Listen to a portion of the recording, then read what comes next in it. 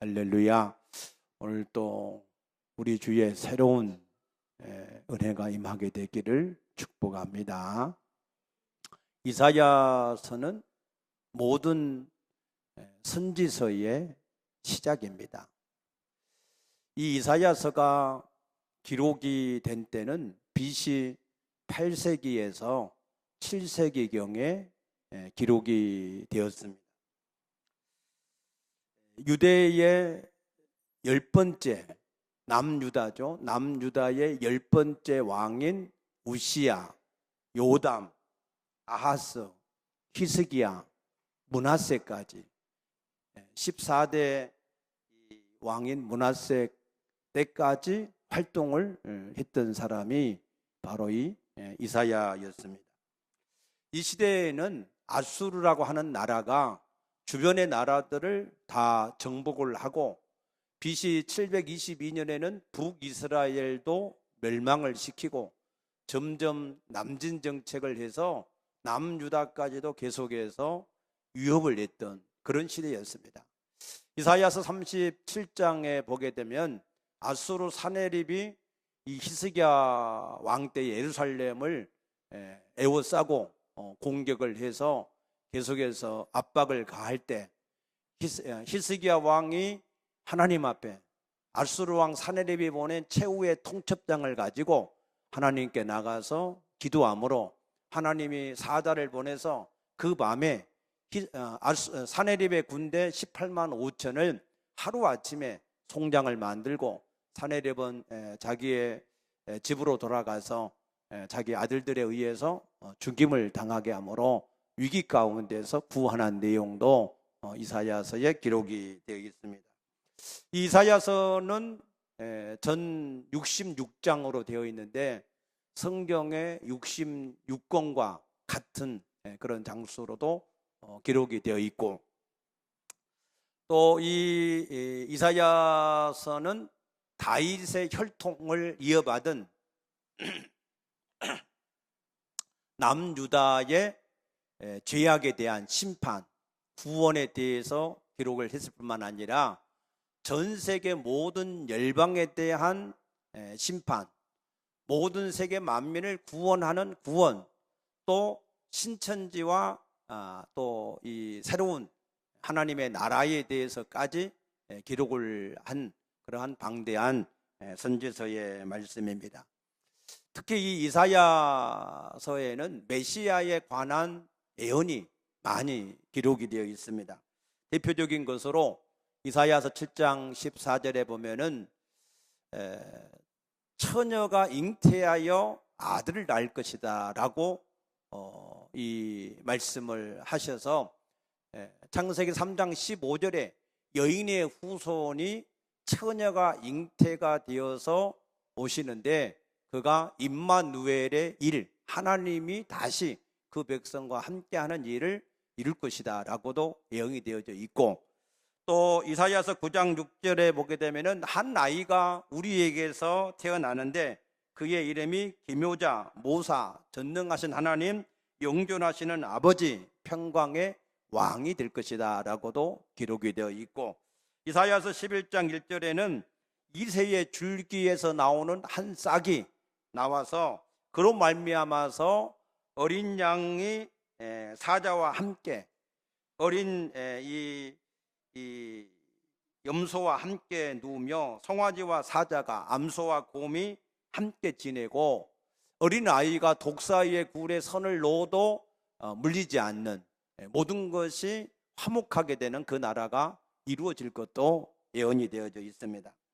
또 이사야서 53장 6절에는 우리가 잘 아는 대로 우리 모든 사람은 다 양 같아서 그릇 행하여 제 갈 길로 갔거늘 여호와께서 우리 무리의 죄악을 그에게 담당을 시켰다라고 하는 그러한 이 대속의 이 비밀을 말씀을 하기도 했습니다. 또 마지막으로 이사야서 66장 22절 이하의 말씀 보게 되면은 그러므로 이 메시아를 받아들이는 사람들은 구원을 받을 것이고 이 메시아를 받아들이지 않는 사람은 꺼지지 않는 영원한 불못에 던져진다라고까지 기록이 되어져 있습니다. 그래서 이사야서를 구약의 복음서다라고까지 말씀을 하고 있습니다.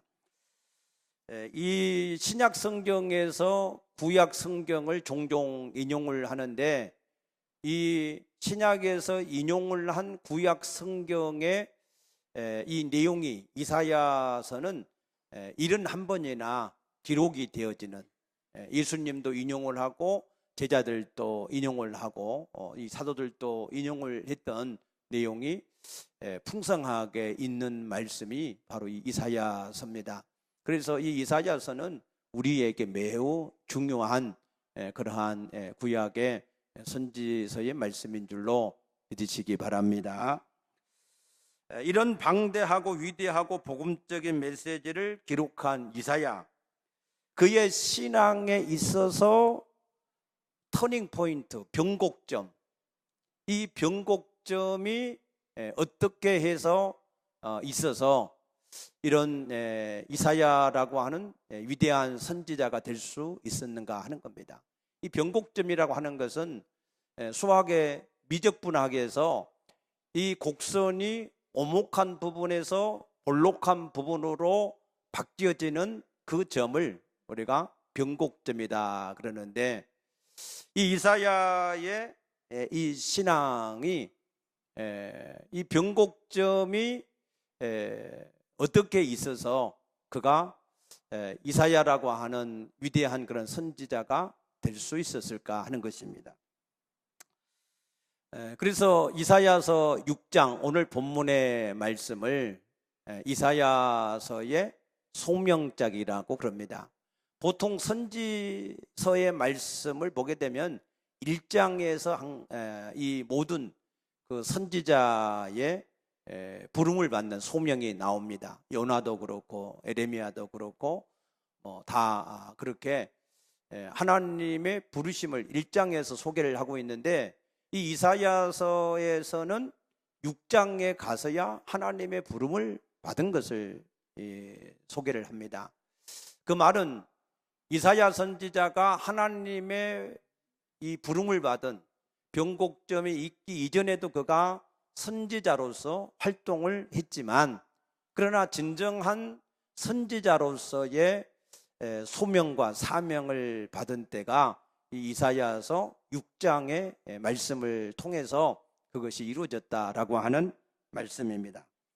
그래서 이 이사야의 아버지가 아모스인데, 이 아모스는 우시야 왕의 아버지 아마샤, 그 아마샤의 형제나 아들이었을 것이다 라고 전성이 되고 있습니다. 그래서 이 이사야는 우시야 왕은 16살에 왕이 되어서 52년 동안이나 7일을 한 왕이었습니다.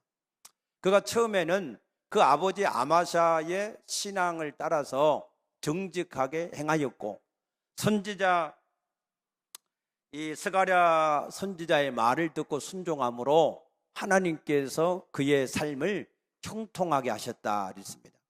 그래서 이 우시야는 블레셋 지역에도 성읍들을 세워서 통치를 했고, 암몬 사람들도 그에게 조공을 바쳤고, 애굽의 변방에까지 그의 영향력이 있었다 그랬습니다. 그래서 그의 나라가 강성해졌다 그랬어요. 그런데 이제 문제는 그의 나라가 강성해지니까 그가 교만한 마음이 들어서 하나님의 제사장들만 분향하는, 하나님의 성전에서 분향을 자기가 직접 하겠다 이렇게 나섰다가, 제사장이 제지를 하는데도 오히려 제사장에게 화를 내면서까지 그 일을 진행하려고 하다가, 제사장에게 화를 내는 순간에 하나님의 이 재앙이 그의 이마에 치심으로 인해서 그 이마에 문둥병, 나환자병이 발병을 해서, 그래서 성전에서 끌려 나감을 당하고, 그 이후로는 별궁에서 따로 이렇게 이 인생을 마감하는 그런 생애를 산 사람이 우시야 왕입니다. 이런 우시야 왕의 영향력을 가지고 있었기 때문에 이 이사야 선지자는 제대로 선지자로서의 어떤 사명을 잘 감당하지 못하는 그런 연약한 그런 상태에서 사명을 감당했습니다. 그러나 이사야서 20장 3절에 보면은 그가 3년 동안이나 옷을 벗고 발에 신을 신지 않고 하나님의 말씀을 대언하는 그러한 사명자가 되어졌고, 또 히스기야 11장 37절에 보면은 어떤 사람은 돌에 맞아 죽고 어떤 사람은 톱에 휘어서 죽었는데, 그 돌에 맞아 죽은 사람은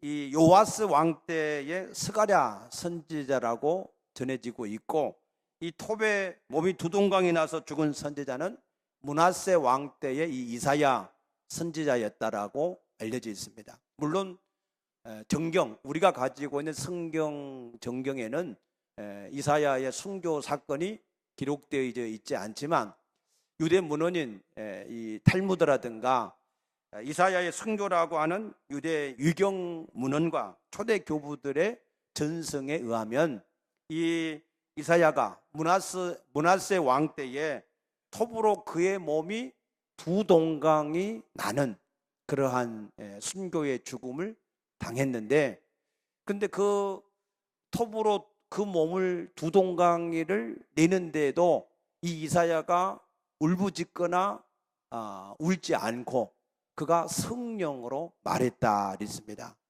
믿습니까? 이것은 사도행전 7장에 보면은 스데반이라고 하는 집사가 돌에 맞아서 순교할 때 그의 얼굴이 천사와 같았고, 그래서 그는 그 마지막 돌에 맞아 죽어가면서도 주여 저들이 하는 일을 알지 못하고 행하니 저들의 죄를 오히려 용서해 달라고 구했던 것 같은 그러한 일인 줄로 믿습니다. 우리가 순교를 할 때에 여러분이 두려워할 필요가 없습니다. 하나님은 순교를 할 때도 우리가 감당할 시험밖에는 허락하지 않는다. 믿습니까? 이미 하나님이 순교할 때는 우리 영혼을 불러가시는 거예요. 그래서 보는 사람들만 고통스럽게 보이죠. 그러나 정작 그 영혼은 하나님께서 벌써 불러가시기 때문에, 그래서 그가 스데반과 같이 얼굴이 천사와 같고 이사야와 같이 오히려 성령으로 말하게 되는 그런 은혜가 임하게 되는 줄로 믿습니다. 여러분, 할 수만 있으면 순교의 복을 누리게 되시기를 축복합니다.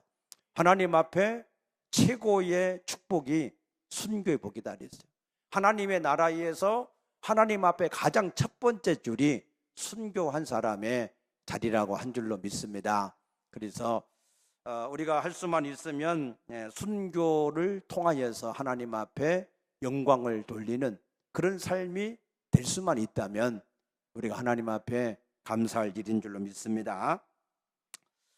이 이사야 선지자의 신앙이 우시야 왕의 영향력 때문에 연약한 신앙에 있다가 그가 3년 동안이나 벗은 몸과 발로 하나님의 사명을 감당하고 마지막 순교를 할 수 있었던 것은 이사야 6장에 그 신앙의 변곡점이 있었기 때문에 그런 신앙으로 변화가 될 수 있었다 그랬습니다.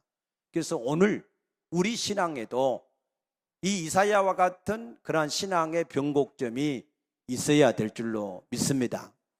그래서 우리의 신앙이 마귀 자녀에 의해서 하나님 자녀가 되어지고, 할렐루야, 육의 사람이 영의 사람이 되어지고, 무능한 사람이 유능한 사람이 되어지고, 부정한 사람이 긍정적인 사람이 되어지고, 아멘, 가난한 사람이 부한 사람이 되어지고, 소망이 없는 사람이 소망 있는 사람이 되어지고, 원망하고 불평하던 사람이 감사가 넘치는 사람이 되어지고, 마음에 근심이 있는 자가 모든 일에 형통한 복을 받는 그런 신앙의 변곡점이 우리에게도 반드시 필요한 일인 줄로 믿으시기 바랍니다. 오늘 이사야서 6장의 말씀을 통해서 그런 신앙의 변곡점이 우리에게도 반드시 이루어질 수 있게 되기를 축복합니다. 그러면은 어떻게 해야 우리가 그러한 변곡점을 만들 수 있을까?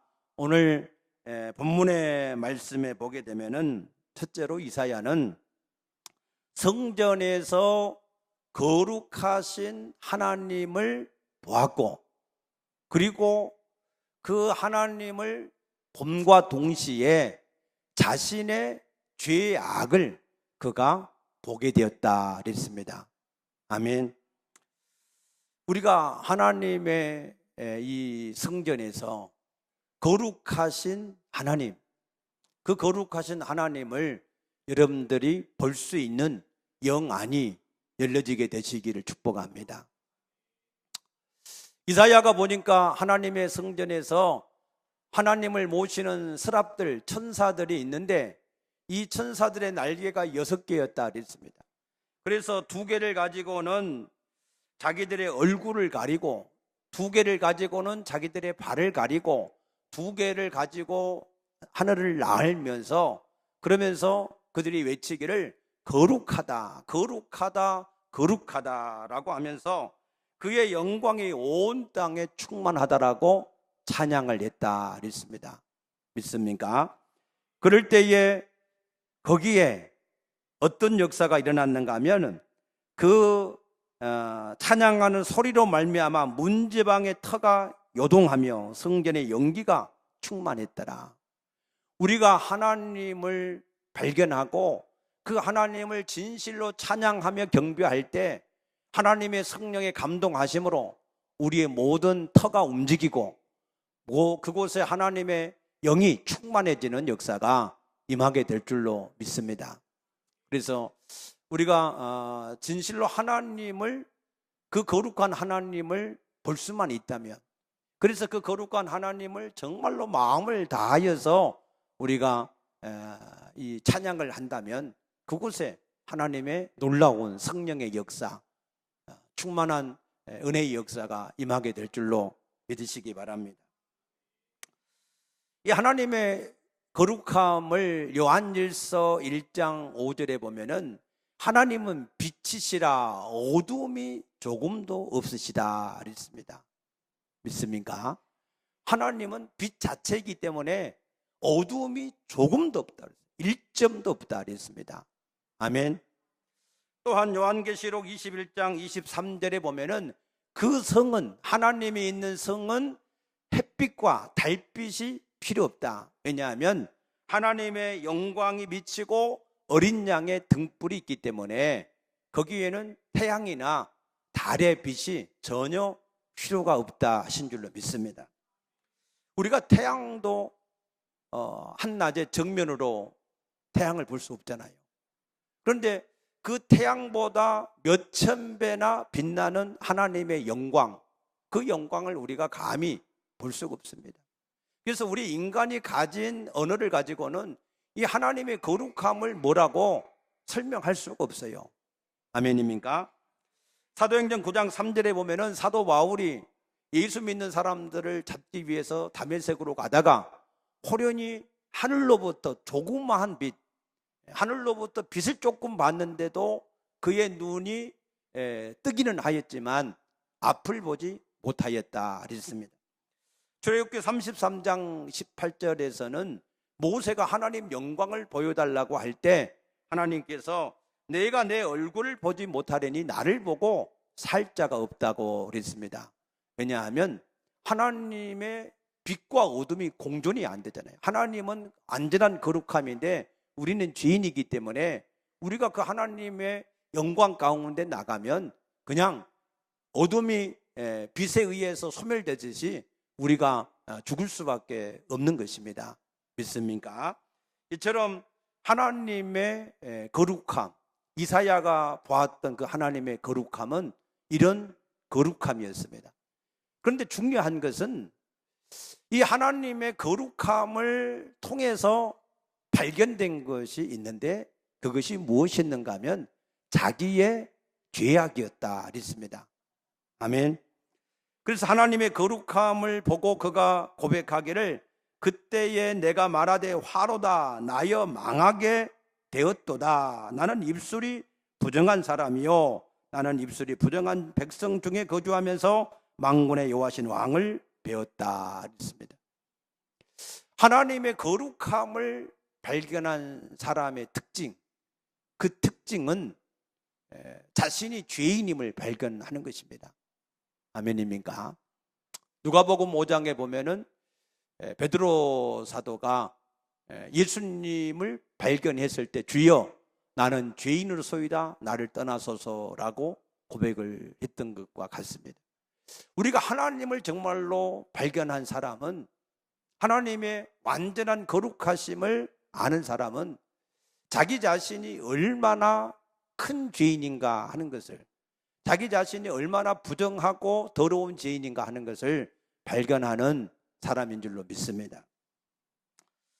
그래서 오늘 우리의 이 변곡점의 시작은 하나님의 거룩함을 발견함과 동시에 자기 자신의 죄의 악을 발견하는 그 시점이 바로 우리 신앙의 새로운 변곡점이 될 줄로 믿으시기 바랍니다. 그러면은 우리가 어떻게 해야 우리의 죄를 발견할 수 있는가? 시편 119편 105절에 보면은 하나님의 말씀은 우리 발의 등이요 우리 가는 길에 빛이다 그랬습니다. 믿습니까?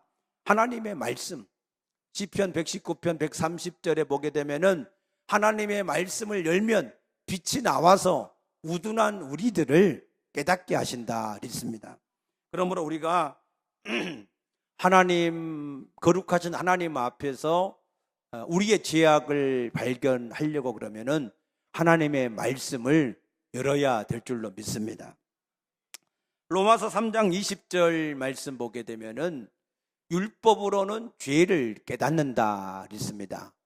믿습니까? 하나님께서는 우리의 죄를 우리가 가지고 있으면서도 그게 죄인지를 알지 못하고 있으므로 그 죄악이 어떤 죄악인지를 깨닫게 하기 위해서 우리에게 율법의 말씀을 주신 줄로 믿습니다. 그래서 이 말씀을 가지고 우리가 죄를 깨닫는데 어디까지 깨달아야 되느냐? 로마서 7장 19절에 사도 바울이 고백하기를 내가 마음으로 선을 행하려고 뜻을 세웠는데, 그런데 내가 마음으로 뜻을 세웠으면 선을 행해야 되는데 선을 행하기는커녕 오히려 악이 나를 죄악 중에 이끌어가는 것을 본다 그랬습니다. 믿습니까? 그래서 로마서 7장 24절에 오호라 나는 공고한 사람이다. 누가 나를 이 사망의 몸에서 건져낼 수 있겠느냐 그랬습니다. 사망의 몸, 이 로마의 이 형벌 중에서는 십자가형이 있고 사망의 몸에 형벌이 있는데 십자가에 매달려 있는 사람이 조금 있으면 죽는 것과 같이 사망의 몸에 묶어놓은 사람, 죽은 사람하고 같이 묶어놓은 이 사람도 조금 있으면 죽을 수밖에 없습니다. 그런데 거기에 묶여 있는데 거기에서 빠져나올 수 있는 방법이 없어요. 그와 마찬가지로 죄악의 나를 내 가운데 죄악이 함께 하는데 내가 그 죄를 해결할 수가 없다. 그래서 깨달아지는 게 오호라는 공고한 사람이다. 누가 나를 이 사망의 몸에서 죄에서 건져낼 수 있겠는가 하는 것입니다. 아멘입니까?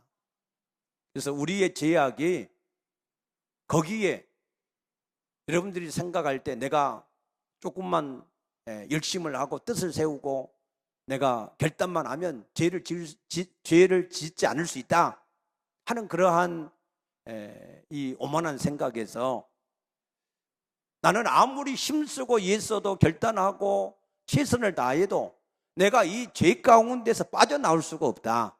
그래서 나는 망하게 되었다. 아멘입니까? 그것을 깨달아진 게 이사야서의 자기의 부정함을 깨달은 겁니다. 오늘 우리에게 있어서 가장 중요한 것도 이 자기의 죄악을 그렇게 깨달아져야, 그래야 새로운 신앙이 시작될 수 있어요. 이 죄 가운데서 빠져나올 수 있는 유일한 방법은 우리의 힘과 능이 전혀 아닙니다. 믿습니까? 오직 하나님께서 긍휼히 여기시고 불쌍히 여기셔서 우리에게 예수 그리스도를 통하여서 우리에게 이 죄 가운데서 빠져나오게 하신 것이지, 우리의 힘과 능은 단 1%도 거기에 아무런 보탬이 되지 않습니다. 아멘입니까? 그래서 우리가 하나님 앞에 이것을 깨달아지면 하나님 앞에 오직 감사 외에는 다른 것이 없는 것입니다.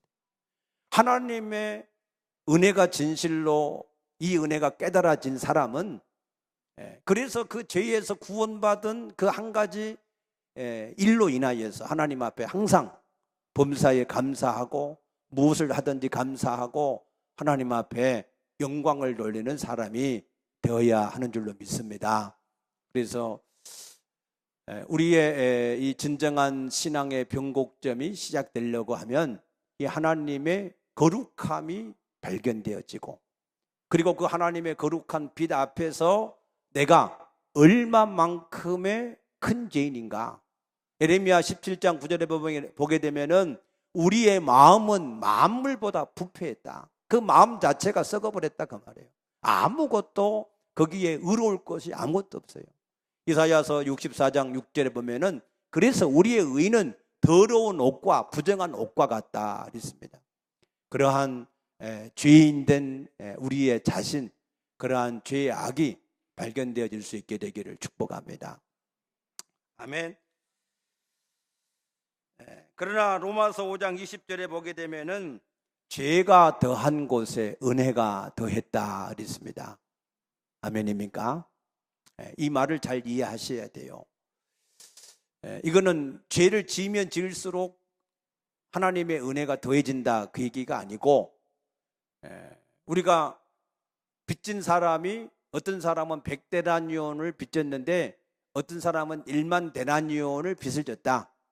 그래서 두 사람 다 탕감을 받았는데 100데나리온에 빚진 사람보다 1만 데나리온을 빚진 사람, 우리나라 말로 하면 뭐 10,000원을 빚진 이 사람보다 100만 원을 빚진 사람이 두 개 다 똑같이 탕감을 받았다면 누가 더 감사하겠냐? 100만 원을 이렇게 탕감받은 사람이 훨씬 더 감사가 있게 될 줄로 믿습니다. 그 얘기예요. 그러니까 죄가 더한 곳에 은혜가 더했다라고 하는 말은 다 똑같은 죄인인데, 그런데 어떤 사람은 죄가 많이 깨달아진 사람이 있고 어떤 사람은 별로 그 죄가 깨달아지지 않은 사람이 있다는 거예요. 그러니까 죄가 많이 깨달아진 사람은 더 하나님 앞에 구원이 감사하고, 아멘. 죄가 별로 깨달아지지 않고 뭐 그까지 죄 나도 얼마든지 이겨낼 수 있어, 나도 의로울 수 있어 하고 자기 의의를 세우는 사람은 별로 하나님 예수 그리스도 대속의 은혜가 별로 감사하지가 않는 것이고, 있습니까? 그래서 디모데전서 1장 15절에 보게 되면은 이 사도 바울은 예수님이 죄인을 구속하러 오셨다면 나는 죄인 중에 괴수다 그랬습니다. 그래서 사도 바울은 그런 은혜가 있었기 때문에 수없이 많은 고난을 겪으면서도 오직 감사하면서 그 사명을 잘 감당하게 된 줄로 믿으시기 바랍니다. 아멘. 두 번째는 어떤 이 은혜가 있었는가 하면은 6, 7절 말씀 보면은 죄사함의 확신입니다. 이 이사야가 하나님의 거룩하심 앞에서 자신이 죄인임을 발견했는데도 불구하고 이 죄를 어떻게 해결할 수 있는 방법이 없습니다. 그런데 그때 천사가 하나님의 제단에서 수술, 핀숫, 지금 막 번제를 드린 그 숫을 가지고 부정한 자기 입술의 댐으로 자기의 죄가 사해졌다 그랬습니다. 있습니까? 아담과 하와가 범죄를 해서 치마로 무화과 나무 잎으로 치마를 해 입었지만 하나님을 만날 수 없었어요. 그냥 부끄러워서 두려워서 숨을 수밖에 없었습니다. 그때 하나님께서 그 아담과 하와를 위해서 가죽옷을 지어서 입혀주신 것처럼 우리의 죄를 사함받게 된 것은 오직 하나님의 은혜로 우리가 사함받은 줄로 믿습니다. 그래서 우리가 이 구원에 확신을 해야 되는데 우리의 구원을 어떻게 확신할 수 있느냐? 그것은 에베소 1장 13절에 우리가 그의 복음의 말씀을 들었을 때에 성령이 우리 안에 오심으로 우리가 구원받은 죄의 사함을 받았다라고 하는 인을 지신 줄로 믿으시기 바랍니다. 그래서 하나님의 성령이 우리에게 있는 사람, 그 사람은 하나님 앞에 자기의 죄를 사함받은 사람. 그래서 로마서 8장 1, 2절에 이제는 그리스도 예수 안에는 결코 뭐가 없어요? 정죄함이 없다. 생명의 성령의 법이 너를 죄와 사망의 법에서 해방을 하였다 그랬습니다. 아멘입니까? 여러분 죄 사함의 확신을 갖게 되시기를 축복합니다. 히브리서 9장 12절에 보게 되면은 예수님은 짐승의 피로 하지 아니하고 오직 자기 피로 단번에 영원한 제사를 드리셨다 그랬습니다. 그래서 그 그리스도 안에 있는 사람, 그리스도 안에 있는 사람이 어떤 사람이에요? 하나님의 성령이 내주가 된 사람, 그 사람은 모든 죄의 정죄에서 우리가 자유케 된 줄로 믿으시기 바랍니다. 세 번째 이 이사야의 이 변곡점이 된 것은 죄를 사함받고 나니까 8절에 보니까 내가 또 주의 목소리를 들으니 그랬어요. 우리가 정말로 예수 그리스도 안에서 죄를 사함받고 하나님을 만나게 되면 하나님의 음성이 들려지게 되어 있습니다. 믿습니까? 하나님의 음성이 들려지십니까? 아멘입니까? 왜 대답이 시원찮아요? 하나님의 음성이 들려집니까? 음성이 안 들려지면 그건 죄사함을 받지 못한 거예요. 이사야가 진실로 거룩하신 하나님을 만나고 죄인임을 깨닫고 하나님께서 숯불을 자기 입에 대고 나니까 모든 죄가 사해지니까 그때 하나님의 음성이 들렸다 그랬어요. 그럼 우리가 하나님의 음성이 그럼 어떻게 들리느냐? 물론 하나님께서 우리에게 육성을 가지고 말씀을 하시듯이 할 수도 있지만, 그러나 하나님의 말씀을 우리가 듣는 것은 그의 기록된 말씀, 그 말씀을 우리가 들을 때 깨달아지고 믿어지고 믿음이 생기고 믿음의 결단을 하게 되는 은혜. 아멘입니까? 우리가 진실로 거듭나게 되면 하나님의 말씀이 들려지게 되어 있어요. 웃기는 이야기나 윤리나 도덕이나 율법이나 무슨 성공 스토리 같은 그런 이야기만 들리는 게 아니라 하나님의 말씀 자체가 깨달아지고 믿어지는 그 은혜. 아멘.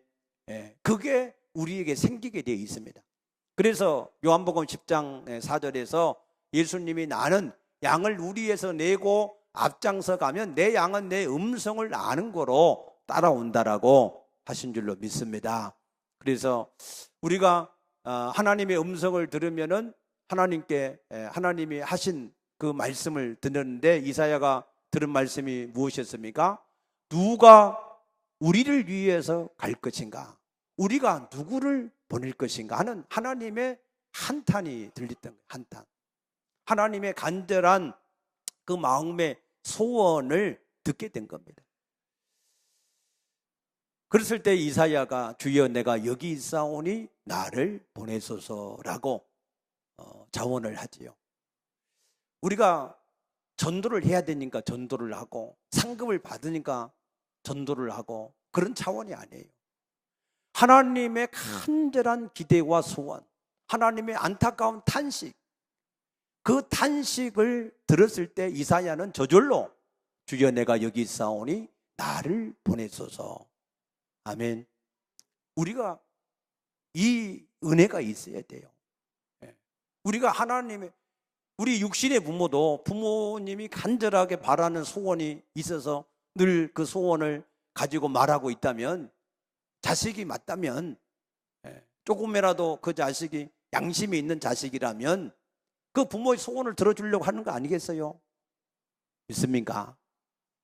하나님의 자녀도 이 하나님의 간절한 탄식과 소원을 우리가 정말로 듣게 되면 우리가 그 하나님을 그 마음의 소원을 이루어 드리기 위한 그러한 소원이 저절로 우리 마음속에 생기는 것이 그것이 정상인 줄로 믿습니다. 아멘입니까? 그래서 우리가 이런 신앙이 되어질 때 우리 신앙의 변곡점이 시작이 되어져서 그래서 우리의 모든 삶이 새로워지는 삶. 할렐루야.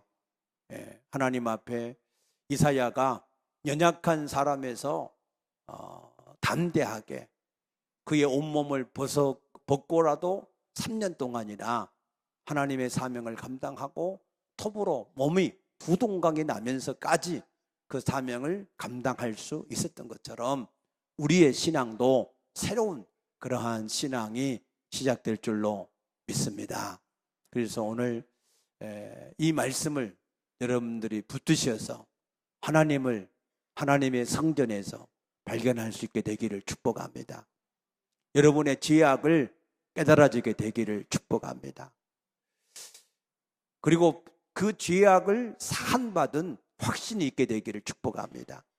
그리고 하나님의 진정한 마음의 소원, 하나님의 말씀이 들려져서 하나님의 뜻을 이제 이루기를 소원하는 그러한 사람이 되어질 수 있기를 축복합니다. 기도하겠습니다. 사랑의 주님, 감사합니다. 이사야 선지자가 진실로 그가 하나님의 사람으로 변화가 되어지는 그러한 변곡점이 있는 신앙이 되었던 것처럼 오늘 우리의 신앙도 하나님 앞에서 새롭게 우리가 거듭나고 변화가 되어지고 충성할 수 있는 일꾼들로 세워지는 그러한 변곡점이 시작되는 신앙이 되어지게 하여 주시옵소서. 감사하며 예수님 이름으로 간절히 기도드리옵나이다.